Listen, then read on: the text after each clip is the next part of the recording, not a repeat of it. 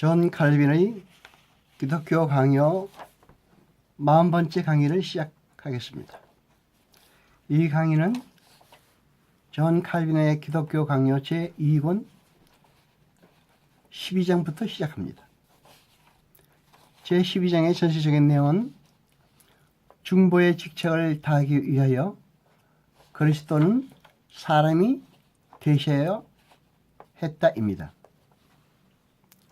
제 1절에서 참 하나님이시며 참 사람이신 분만에 그 분만에 의해서 우리는 하나님과 우리 사이의 깊고 먼 거리를 연결할 수 있었습니다. 하나님에게 속한 사람이 아니면 평화를 회복할 중재자 일을 할 수 없었습니다. 하나님께로 올라갈 힘이 우리에게는 없었으므로 수험하신 하나님이 우리에게 내려오시지 않았다면 사탄은 확실히 절망적이었을 것입니다. 바울이 중보를 설명하면서 그는 사람이라고 분명히 지적하는 것은 훌륭한 이유가 있었습니다. 디모데전서 2장 5절을 봅니다. 하나님과 사람 사이의 중보도 한 분이시니 곧 사람이신 그리스도 예수라. 아멘. 제2절에서 칼빈은 중보는 참 하나님이시며 참 사람이셔야 한다라고 말하고 있습니다. 천국은 전적으로 하나님의 독생자의 것인데 그가 우리를 자기의 형제로 삼아 주셨기 때문입니다. 로마서 8장 17절을 봅니다. 형제면 또한 그와 함께 후사이기 때문이다. 아멘. 3절에서 칼빈은 참 하나님이시며 참 사람이신 분만이 우리 대신에 복종할 수 있었다라고 말하고 있습니다. 우리가 하나님과 화해하기 위한 둘째 조건이 있었습니다. 즉 불복종으로 멸망한 사람이 시정책으로서 불복종을 복종으로 상쇄하며 하나님의 심판대로 이행하며 죄에 대한 벌을 받는 것입니다. 하나님만으로는 죽음을 느낄 수 없으며 사람만으로는 죽음을 정복할 수 없겠으므로 인성과 신성을 결합하셔서 죄를 대속하는 데는 약한 인성을 죽음에 내주고 다른 본성의 권능으로 죽음과 싸워 우리를 위하여 승리를 얻으려 하신 것입니다. 4절에서 칼빈은 그리스도의 승육신은 우리를 구속하는 것이 유일한 목적이었다고 말하고 있습니다. 모든 성경이 그는 우리의 구속자가 되려고 육신을 입으셨다고 선포함으로 다른 이유나 다른 목적을 상상하는 것은 외람된 일입니다. 무슨 까닭으로 처음부터 그리스도가 약속됐는가를 우리는 잘 압니다.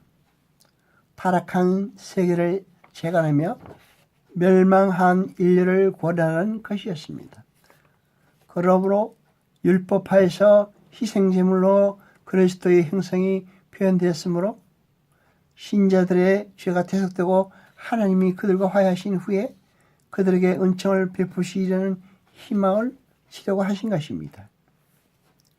율법이 아직 발표되기 않을 때에도 어느 시대나 피 없이 중보가 약속된 일이 없으므로 그는 인류의 불교를 정결하게 하기 위하여 하나님의 영원한 계획으로 임명되었다고 우리는 확실히 추론할 수 있습니다. 피를 흘리는 것이 속죄의 표지이기 때문입니다. 그리스도가 친히 나타나실 때 자기가 오신 이유를 설명하셨으니 그것은 하나님의 진노를 진정시킴으로써 우리를 모아 죽음에서 생명으로 옮기려는 것이라고 하셨습니다. 사도들은 이구동성으로 우리를 불러 이 원천으로 돌아가게 합니다. 확실히 만일 그리스도께서 하나님과 사람을 화해시키기 위해서 오신 것이 아니라면 그의 명으로는 제사 장식은 없었을 것입니다. 제사장은 신과 인간을 중재하는 중재자로서의 임명되기 때문입니다. 골로새서 2장 3절을 봅니다. 그의 안에서 지혜와 지식의 모든 보화가 감추어 있으며 아멘.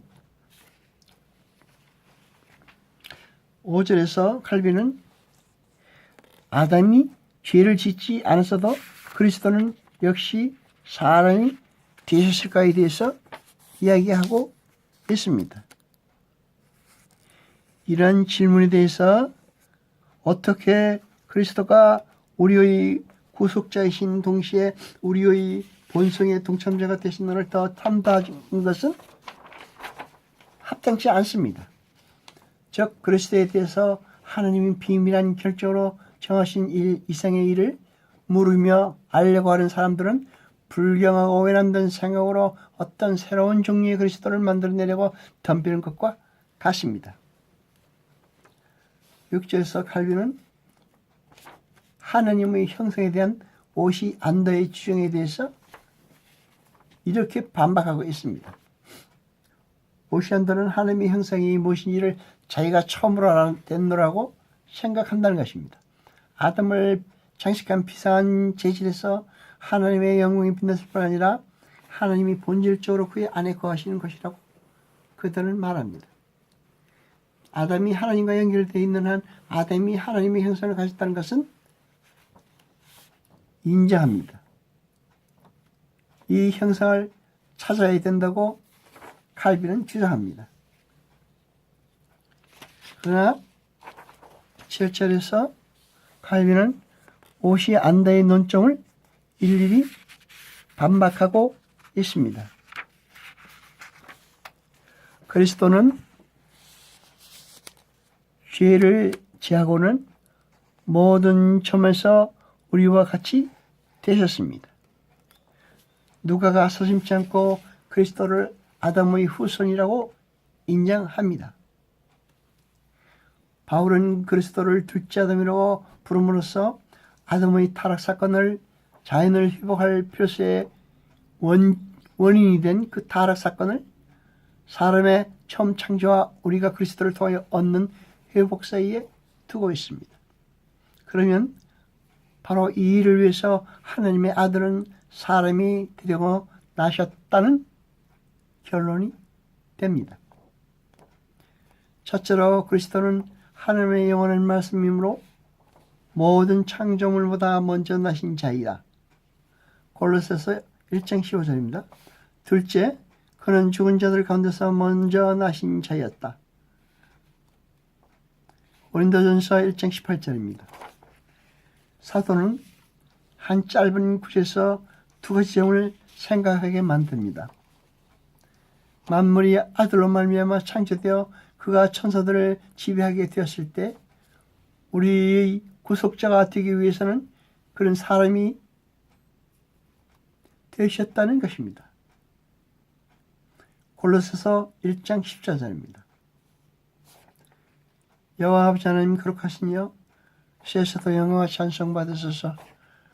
말씀을 들을 때 깨닫게 하시며 우리로 진리를 알게 하소서.